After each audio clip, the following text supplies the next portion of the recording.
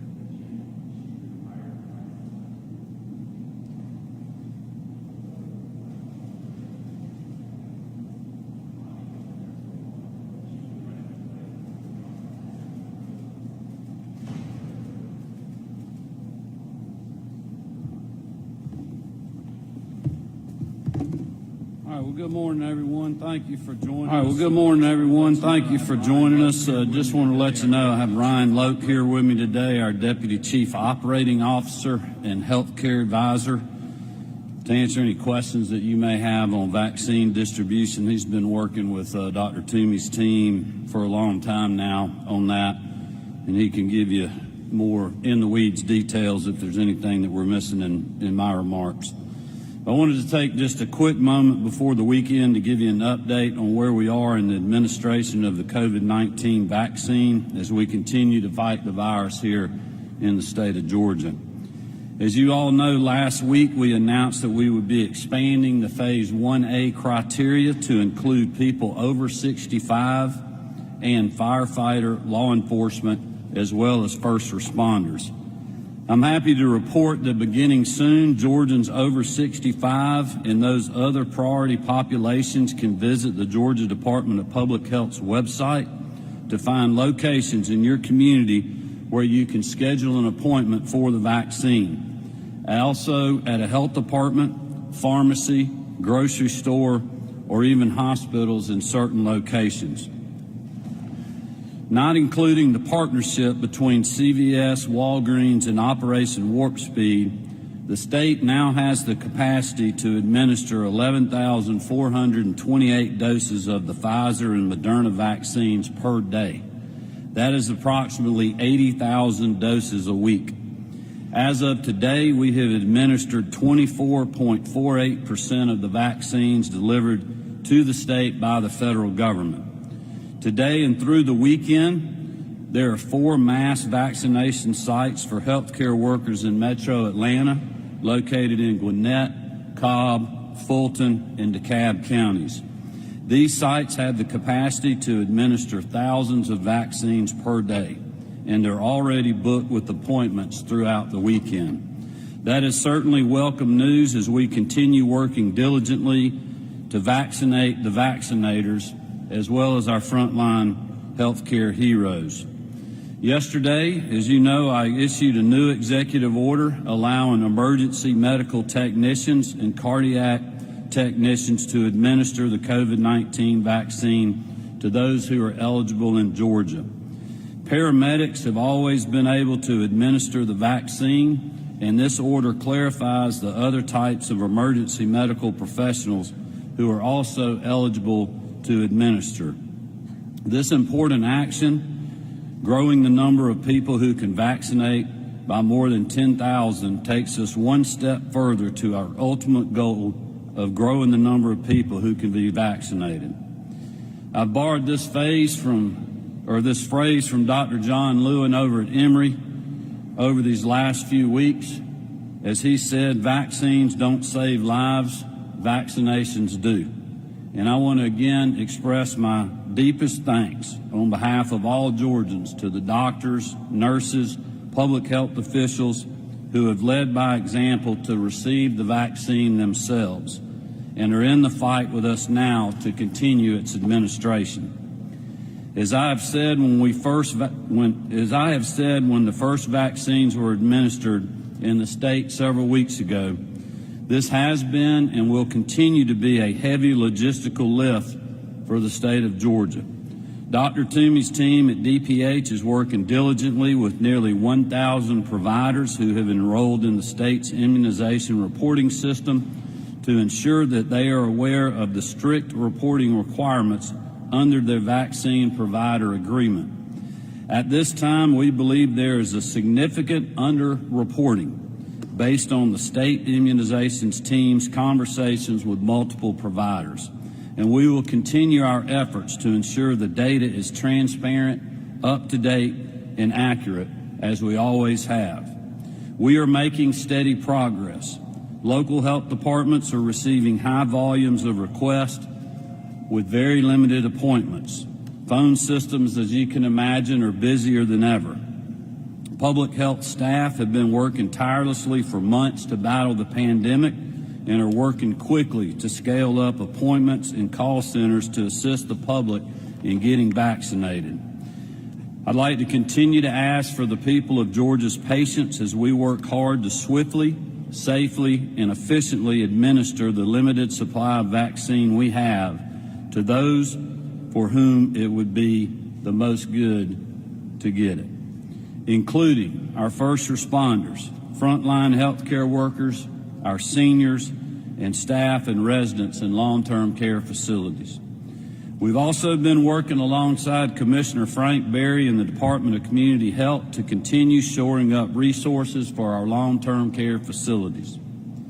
In October, I announced state support of nearly $78 million in aid for COVID-19 testing at our nursing homes through December.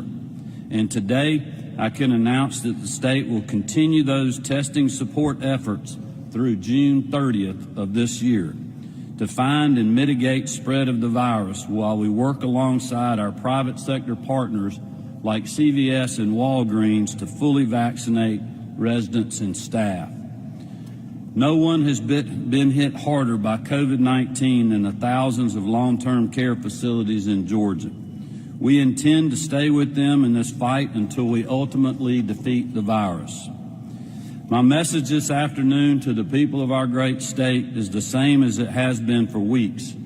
We have much hope on the horizon, but we've got to hunker down and continue to fight through this together. Continue to follow the guidance we've talked about endlessly.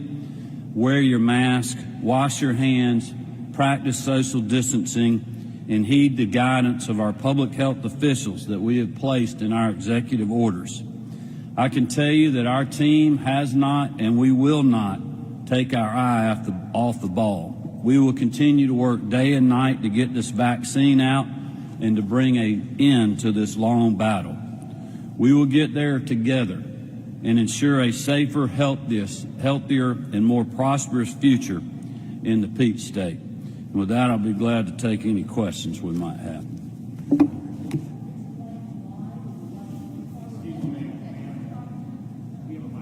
Oh, sorry. Governor Kemp, when you say that you believe there is significant underreporting, what reason do you have to believe that? And can you talk? And are you still seeing differential take-up rates for vaccines between the metro area and more rural areas of the state? What was the last part of the question? Are you still seeing more willingness to be vaccinated in Metro Atlanta versus in other areas? Yeah, well, let me just speak to the bigger picture, and I can let Ryan answer probably in more detail the first part and perhaps the second part of that question. I mean, there's no the system that we have for people to do the reporting.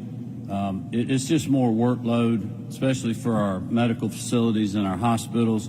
As you can imagine, they're very busy right now. I'm very sympathetic to that. But we have to have good reporting to be able to, I mean, we know where our numbers are. The problem is we're under-reporting on the website, and publications are putting that we're a lot worse off than we really are. And look, I'm not happy with, I'm pleased with how hard everybody's working, but I'm not happy with where we are. We got to keep moving the needle. We're working on that every single day.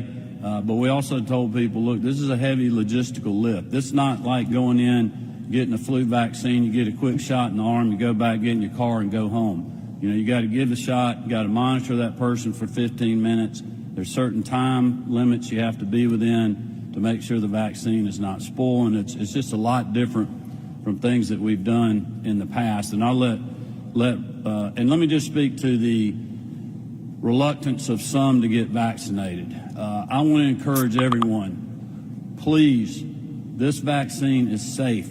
It is highly effective.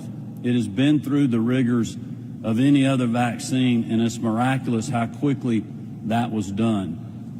But I have complete confidence in the vaccine. I will be getting one as soon as I become eligible. Dr. Toomey has gotten hers. I just referenced all of these healthcare workers that were number one in line at their facility to show their colleagues and really our fellow citizens that it is safe to get this vaccine. It's really kind of unimaginable for me that people that have been fighting on the front line of this battle for so long are reluctant to take the vaccine. But that's just what we're dealing with. That being said, we have a lot of people that are calling our office, calling public health departments every day that want the vaccine, which is why we expanded the criteria last week. But we still just have a limited supply that we are getting for the federal government. We know that that's going to be ramped up in the weeks ahead, so we got to continue to prepare for that. And with that, I'll let Ryan speak to more specifics of that. Thank you, Governor. And Jeff, specific to your question, we were able to go through in the immunization tracking system called GRITS and pull all of the data of what hospitals and public health departments and pharmacies and other enrolled providers had received in vaccine versus what they'd actually reported. And we were able to identify several large hospital systems who had reported what I'll call null data that was in single digits or double digits when they had received thousands of vaccine doses. So public health and their team are working incredibly quickly with those hospital systems right now to identify how many doses they've actually reported, what problems they might be having with inputting information into GRITS. And I expect today you're going to see a large uptake in the number of vaccines reported, and then through the course of the next week or so, getting caught up on the backlog of GRITS reporting.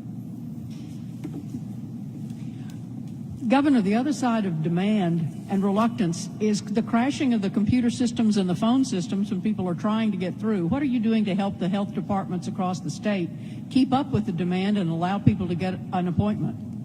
Well, that's why we just asked for people's patience. We know there's tremendous demand. We knew that was going to happen when we expanded the criteria. I think we were very clear last week that we had more demand in the metro areas than we had supply. We had rural areas that had supply with less demand, which is why we expanded the criteria. I wouldn't be able to speak to any specifics about a website or phone lines crashing. I can imagine they're very busy. We're glad to follow up on any specific instances that you may have in regards to that. Mr. Governor, do you think colleges, and particularly the colleges in the university system of Georgia... I'm sorry, I cannot hear you. Do you think colleges, and particularly the colleges in the university system of Georgia, will be at the vaccination levels needed to resume full in-person classes come August of this year?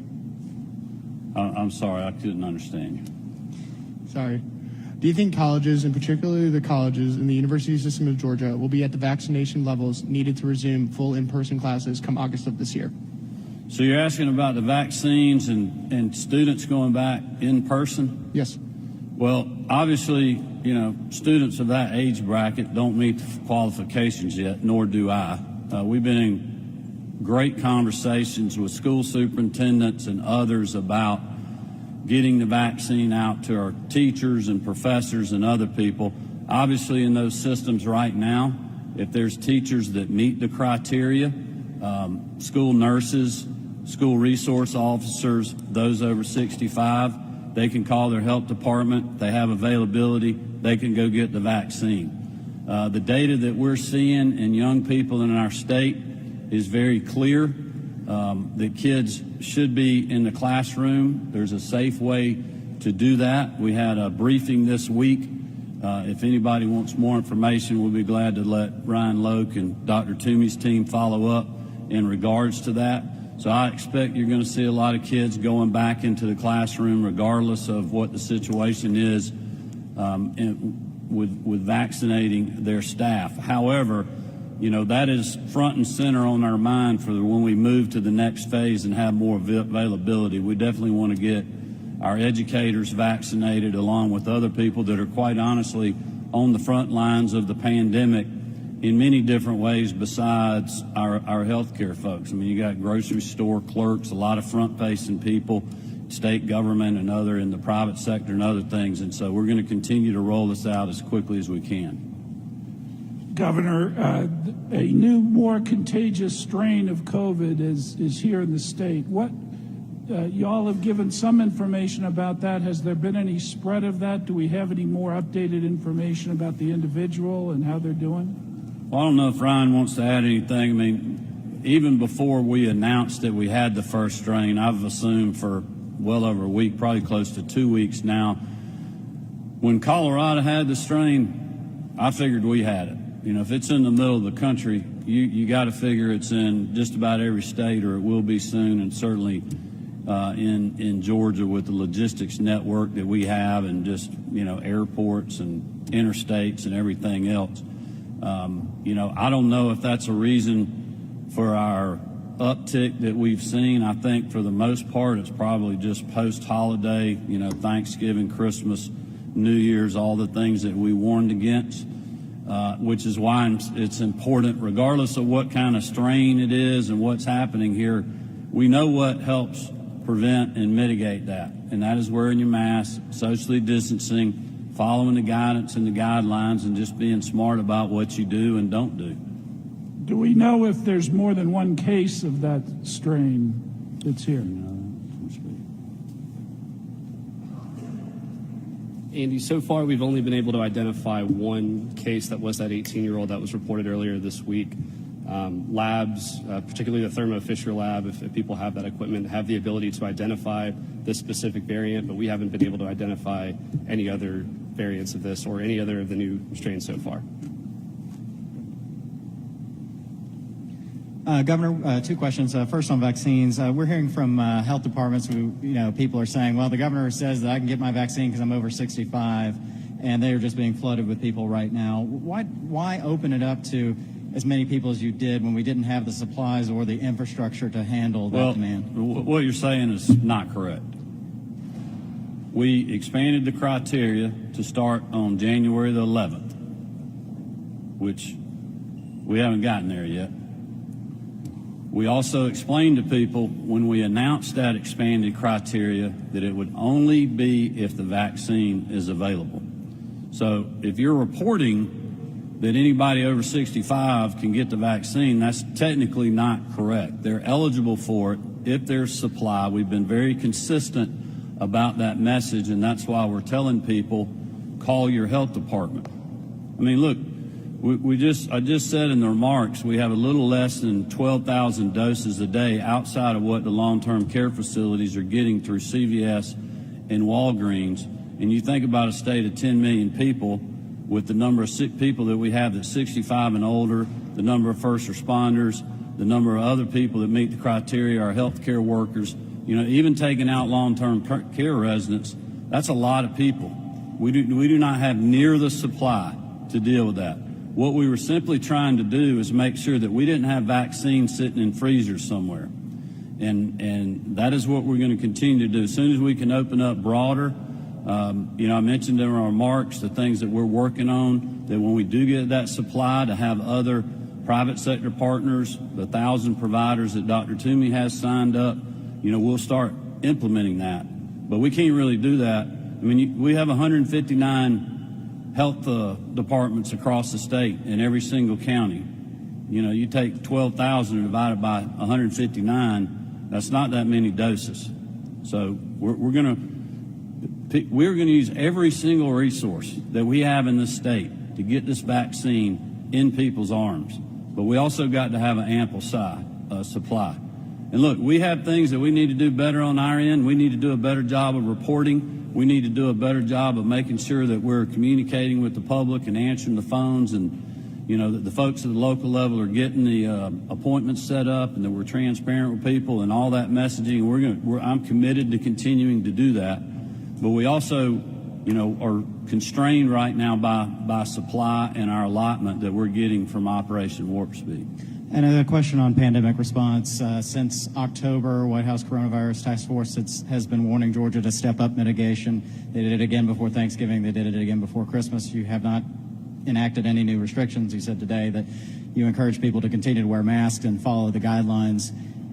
Are we not at a time with the hospitals overflowing that we need to be taking more aggressive steps? Well, we have other states that have taken more aggressive steps, and their hospitals are overflowing too.